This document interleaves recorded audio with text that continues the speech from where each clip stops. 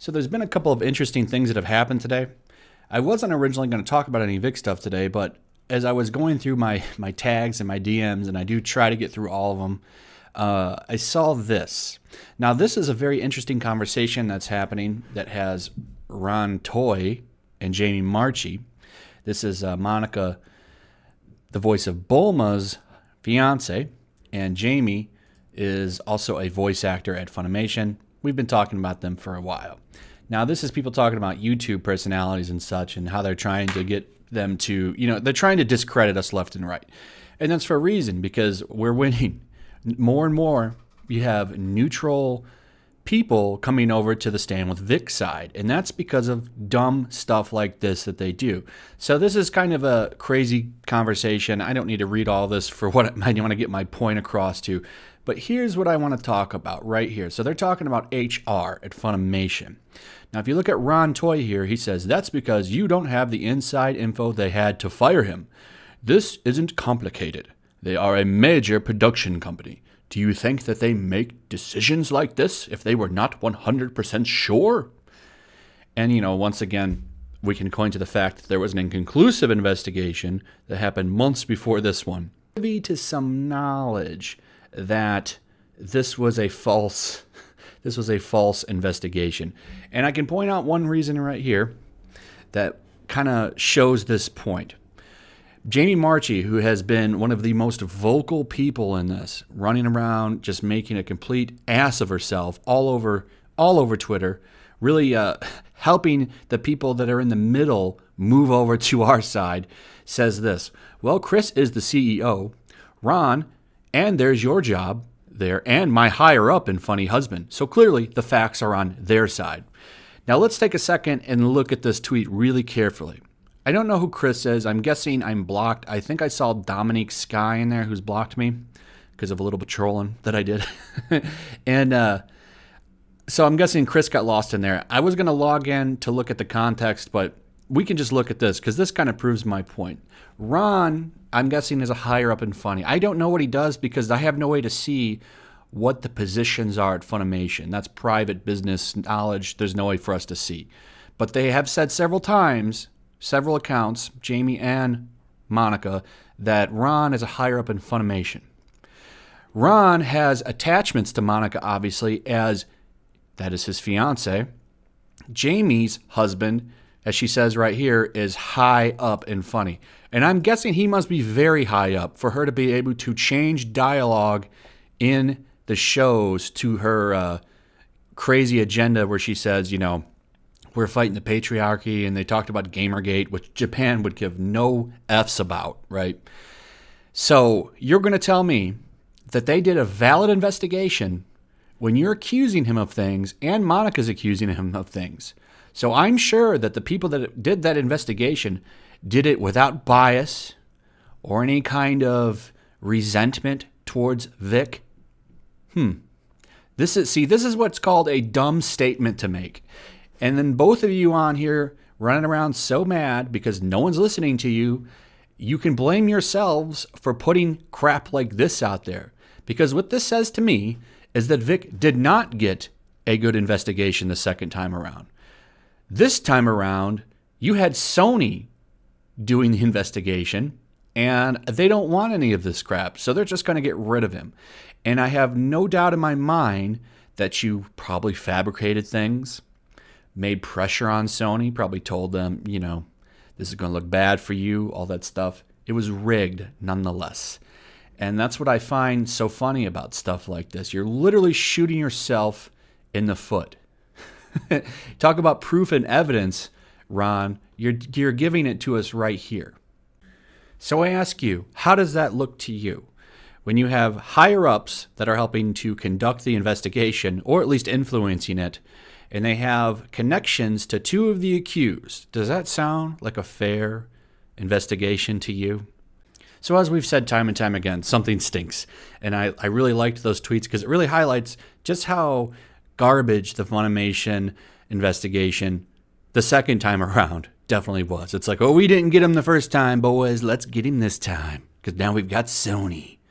So anyway, moving on, Funimation goes a little bit more beta.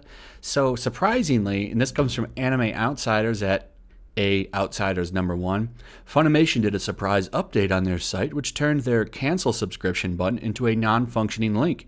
This is so far the only known change to their site following the update. Funimation claimed that the update was regular scheduled maintenance on the site, yet the update was outside of the normal time and there was no notification prior to the update. They only mentioned it after users complained to them about their site going down. Now, this does appear to be fixed.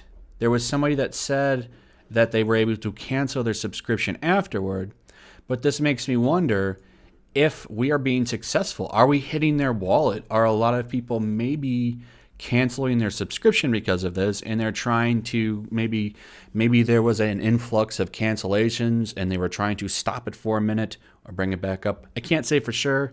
We're moving into a weird conspiracy realm there, but nonetheless, I think that was kind of interesting to talk about because, well, I wonder how they're being impacted by this. I really do.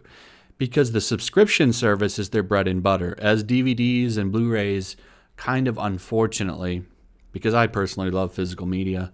I have a nice little anime collection, movies that I like as well, and I do like having those discs, so seeing that phase out does kind of stink. If you're somebody that just likes to have something to show off, I think having a nice little collection of stuff is kind of cool. But nonetheless, you can't change progress, I guess, and it looks like that is the future.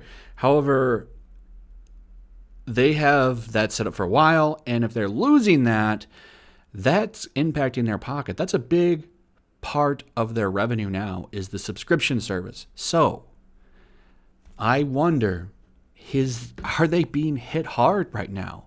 If you've canceled your subscription, let me know in the comments. I would like to hear from you specifically and tell me why you did it and when you did it. Moving on, Shawn Schemmel going beta once again.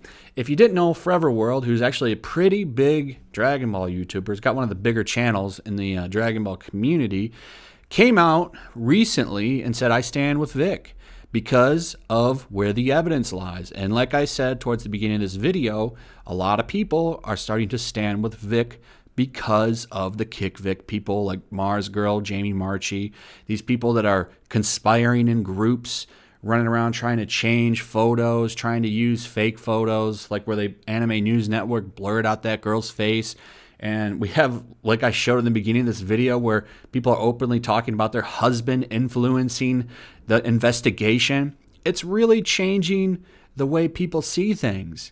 And I have the same position as them. If evidence comes out damning Vic 100%, or if he's found guilty in a court of law, then throw the man in jail. I've always stand that way. I've always stood that way on it. But until I see something, I'm standing with Vic. And I've seen nothing to show me otherwise. So he made a video standing with Vic, and, like I said, he said, I want to see proof. And apparently, Shawn Schemmel went full beta again and didn't like that. So he says, so the voice behind Goku, Shawn Schemmel, blocked me on Twitter despite my best efforts at being respectful toward him while reporting on the situation. Shame to see the voice behind my brave childhood hero act more cowardly than Gohan was against Nappa. You've lost my respect. So we really see where these people sit, don't we? Where they how they really care about people. It's quite amusing and sad. You can't just have an opinion, right? His video was very respectful. He didn't really damn anybody. He didn't really talk trash about anybody. He just said, hey, this is how I feel, and it is what it is. And the dude's got a big channel. And from what I've seen, it's mostly, about Dragon Ball. Sad that, you're going to lose favor with people just because you want to express how you feel. You should be able to do that and not face this kind of garbage. So let's close it out with this. Yes, the person approved by him to represent him and the mysterious law team is #Blackface Lawyer. Nick has already explained that over and over again, how he was just messing with his friend who was on stream with him yesterday, nonetheless. But stuff like that will always be taken out of context by these people because, as we've seen in CG, these people just want to, get their way. We just had somebody swatted in a Comicsgate earlier. It was really sad to see, and we know that Renfamous is most likely behind that. And these people, it's all about getting their point one way or another. They're going to twist your arm and they are going to make you believe it. So I ask you, after all you've seen on my channel and other channels, are you going to get your arm twisted by Jamie and her goons at Funimation and KickVic? Or are you going to do what's right and ask for evidence and stand with Vic?